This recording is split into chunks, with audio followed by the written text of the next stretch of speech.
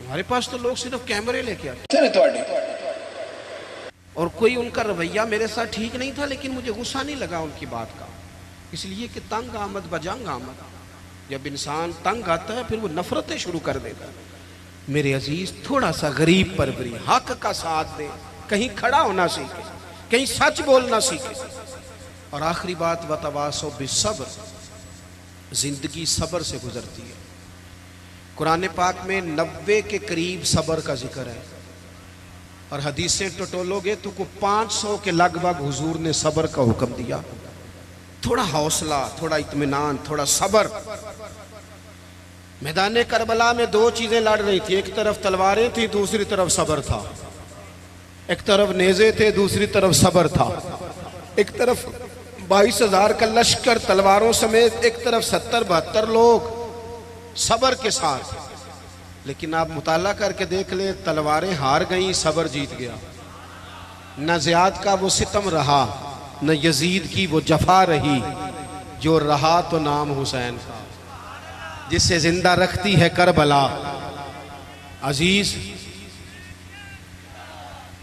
आप सुनेंगे मेरी बात, अल्लाह आपको खुश रखे।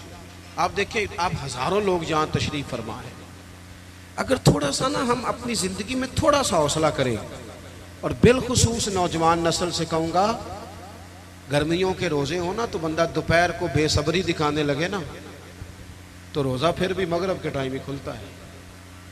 आप टेंशनों में घबरा जाएंगे ना, जितना ज़्यादा टेंशन और बढ़ेगी। जिंदगी सब्र से गुजरती है, हौसले से। आपके अंदर जितना सब्र है, जितना तवक्कुल है, जितना हौसला है, आप उतने बड़े हो जाएंगे। सब्र करें जिंदगी में, हौसला करें। इमाम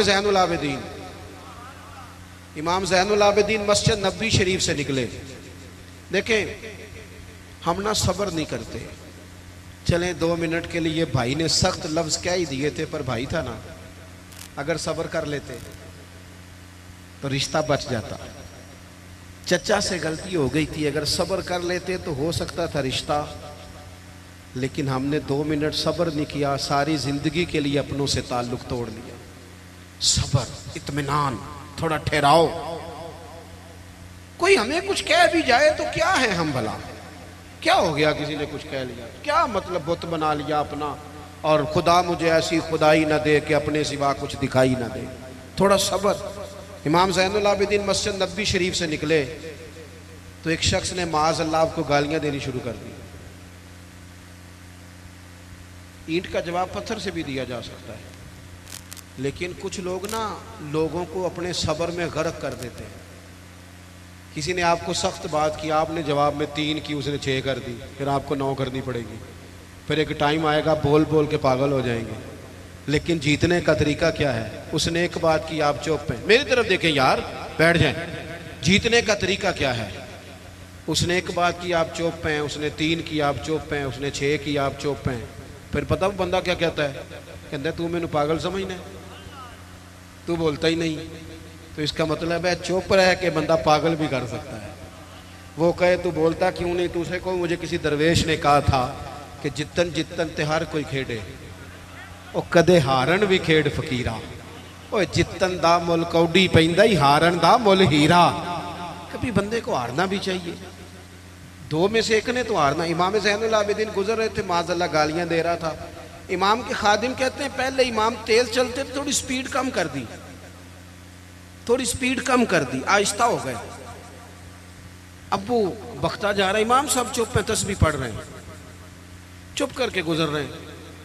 वैसे भी हर बंदे की औकात नहीं होती कि उसे जवाब दिया जाए, हर बंदे की हैसियत नहीं होती कि बंदा वइज़ा खातबहुमुल जाहिलून क़ालू सलामा। रब कहता है जब जाहिलों से मिलो तो सलाम करके गुजर जाते हैं, मोमिन की शान है, बहस नहीं करते। इमाम साहब ने कदम आहिस्ता आहिस्ता कर दिए, इमाम साहब का घर आ गया तो इमाम साहब ठहर गए, पीछे पलट के देखा तो हंसे, कहने लगे बेलिया मेरा घर आ गया है, कोई बात रह गई हो तो कर लो, रह गई हो तो कर लो। वो शख्स कहता है मुझ पे तो बिजलियां गिरी, मैं सख्ते में आ गया। उनके जवाब ने मुझे, हम तो दुश्मन को भी पाकीज़ा सजा देते हैं, हाथ उठाते नहीं, उसे उसकी नजरों से गिरा देते हैं। कहते हैं कि मैं सख्ते में आ गया।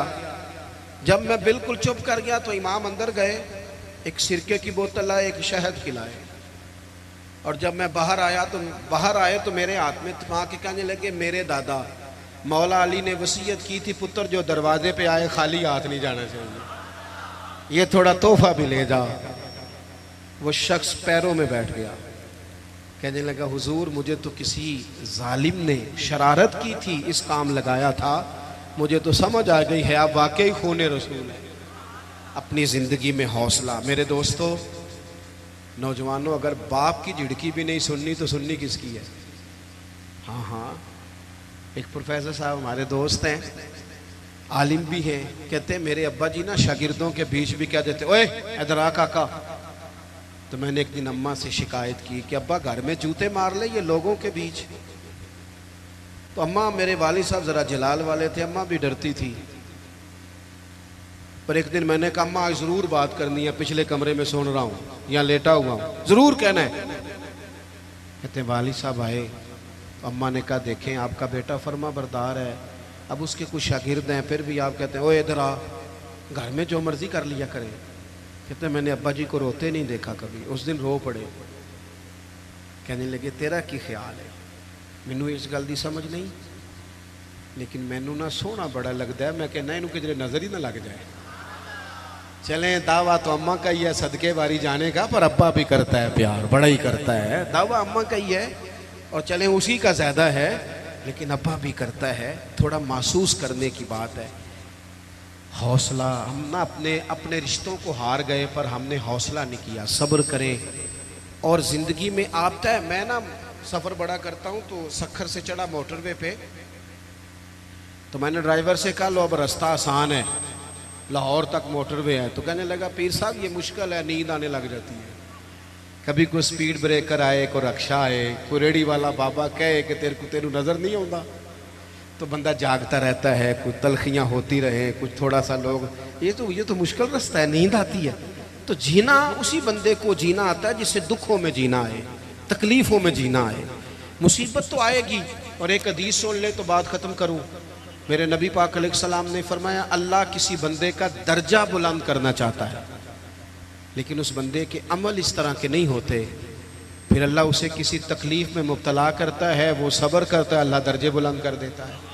तो 4 बातें मैंने अर्ज़ की हैं। एक तो मजबूत यकीन, अमाल सालिहा, हक बात का साथ और सब्र के साथ वक्त, यही इमाम अली मकाम का पैगाम है। अल्लाह हमें समझने की तौफीक अता फरमाए।